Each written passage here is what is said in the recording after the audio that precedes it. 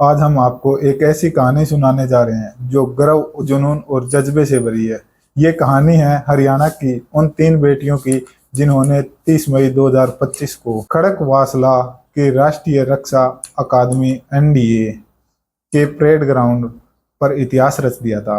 ये कहानी श्रुति दक्ष, इशिता सागवान और हरसिमरन कौर की, जिन्होंने अपने सपनों को पंख दिए और देश का सिर गर्व से ऊंचा कर दिया। राम राम दोस्तों, मैं हूं आपका साथी विक्रम बिश्नोई। आपका स्वागत है हमारे यूट्यूब चैनल अब तक इंडिया पर। तो कैसे हो आप सभी?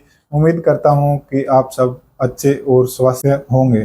तो चलिए शुरू करते हैं आज की कहानी। सुबह की ठंडी हवा थी, खड़क वासला का परेड ग्राउंड और कदमों की गूंज। 30 मई 2025 का वो दिन जब राष्ट्रीय अकादमी एनडीए में पहली बार 17 लड़कियां अपने पुरुष साथियों के साथ पासिंग आउट परेड पर मार्च कर रही थी। ये कोई साधारण परेड नहीं थी, ये था एक नए युग का आगाज। एक और इस ऐतिहासिक पल में हरियाणा की तीन बेटियां श्रुति दक्ष, इशिता सांगवान और हरसिमरन को अपने जुनून और मेहनत के दम पर सबका ध्यान अपनी तरफ खींच रही थी। हरियाणा एक ऐसा राज्य है जहां की बेटियां खेल से लेकर शिक्षा तक हर क्षेत्र में नाम कमा रही है। आज की कहानी उन बेटियों की है जिन्होंने सेना की वर्दी पहनकर देश की सेवा का सपना पूरा किया। तो आइए जानते हैं इन तीन कहानियों को, एक एक करके जानते हैं। श्रुति दक्ष का आसमान छूने का सपना था। श्रुति दक्ष हरियाणा के एक छोटे से कस्बे से हैं। उनके पापा वायुसेना में विंग कमांडर थे। बचपन में श्रुति अपने पापा की वर्दी को देखकर मंत्रमुग्ध हो जाती थी। रात को पापा उन्हें सेना की कहानियां सुनाते, जिससे हवाई जहाजों की उड़ान, युद्ध के मैदान की बहादुरी और देश की सेवा का जज्बा। पापा की एक बात श्रुति के दिल में घर कर गई, बेटी, देश की सेवा से बड़ा कोई काम नहीं। एनडीए का सपना।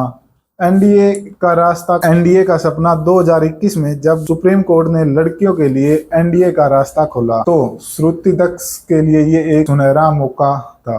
उन्होंने ठान लिया था कि इसमें इतिहास बनाएगी, लेकिन रास्ता आसान नहीं था। लाखों बच्चों के बीच एनडीए की लिखित परीक्षा पास करनी थी, फिर शारीरिक टेस्ट और सबसे कठिन था एसएसबी इंटरव्यू। श्रुति ने दिन रात मेहनत की, किताबें पढ़ी और सुबह जल्दी उठकर दौड़ लगाई। खुद को अनुशासित बनाया एनडीए की ट्रेनिंग के लिए। जब श्रुति एनडीए पहुंची तो वहां की जिंदगी ने उसकी असली परीक्षा ली।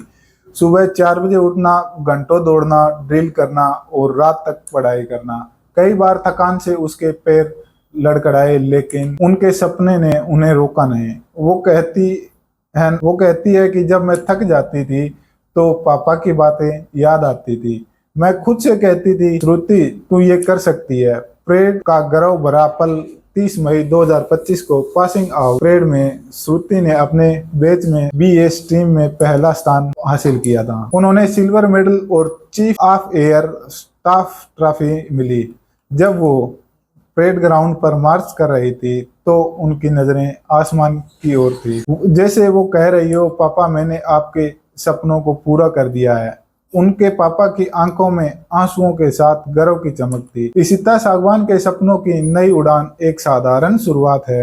अब बात करते हैं इशिता सागवान की, जो हरियाणा के छपरा गांव की रहने वाली है। इशिता को बचपन हंसी खुशी में बीता। उनके मम्मी पापा कारपोरेट सेक्टर में काम करते थे। उनका भाई एक आईटी कंपनी में है।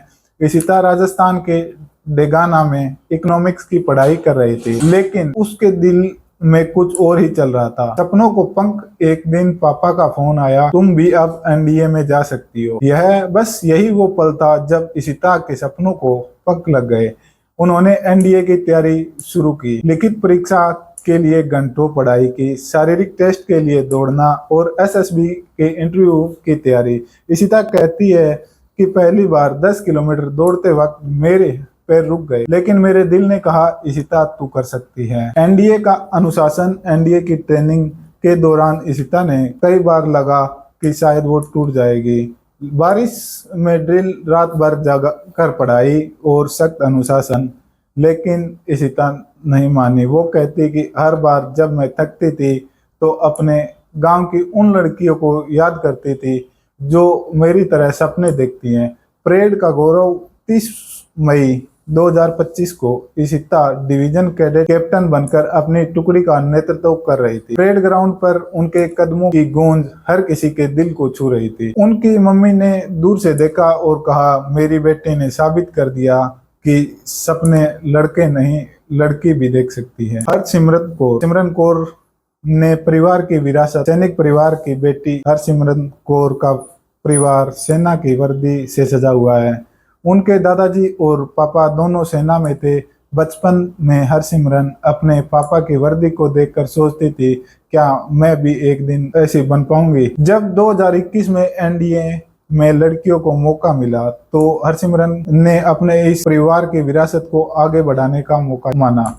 चुनौतियों का सामना, एनडीए की ट्रेनिंग थी, हर दिन एक नई चुनौती थी, कभी बारिश में ड्रिल तो कभी रात भर पढ़ाई। हरसिमरत हंसते हुए कहती है, यहाँ हमें पहले तोड़ा जाता है फिर बनाया जाता है। उन्होंने हर चुनौती को गले लगाया और अपनी लीडरशिप स्किल को निखारा। परेड और नौसेना का सपना। परेड के दिन हरसिमरन डिवीजन कैडेट्स कैप्टन बनकर अपनी टुकड़ी के साथ मार्च कर रही थी और उनके कदमों में गर्व था और उनकी आंखों में भविष्य का सपना था। अब वो नौसेना में ट्रेनिंग करेगी। उनके पापा ने गर्व से कहा, मेरी बेटी ने हमारी विरासत को नई ऊंचाई दी है। एक नया इतिहास और हरियाणा का गर्व। 30 मई 2025 को खड़कवासला के परेड ग्राउंड पर 317 कैडेट्स ने मार्च किया, लेकिन 17 लड़कियों की मौजूदगी ने सबका ध्यान अपनी तरफ खींचा। पूर्व सेना प्रमुख जनरल वीके सिंह ने इन्हें सलामी दी और राष्ट्रपति द्रौपदी मुर्मू ने इन पल को बेटियों की जीत बताया। हरियाणा की इन 3 बेटियों श्रुति, इशिता, हरसिमरन ने पूरे देश का सिर गर्व से ऊंचा कर दिया है। हरियाणा में इन बेटियों की चर्चा हर गली मोहल्ले में है। लोग एक्स पर लिख रहे हैं, हमारी चोरियां चोरा से कम ना है। हरियाणा में 35 लड़कियां एनडीए में ट्रेनिंग ले रही है, जो पूरे देश में सबसे ज्यादा है और ये हरियाणा के लिए गर्व की बात। बेटियों की उड़ान, श्रुति, इशिता और हरसिमरन की कहानी हर उस लड़की की कहानी है जो सपने देखने की हिम्मत रखती है। ये बेटियां अब सेना, नौसेना और वायुसेना में अपनी सेवा शुरू करेगी। ये न सिर्फ देश की रक्षा करेंगी बल्कि लाखों लड़कियों को प्रेरणा देगी।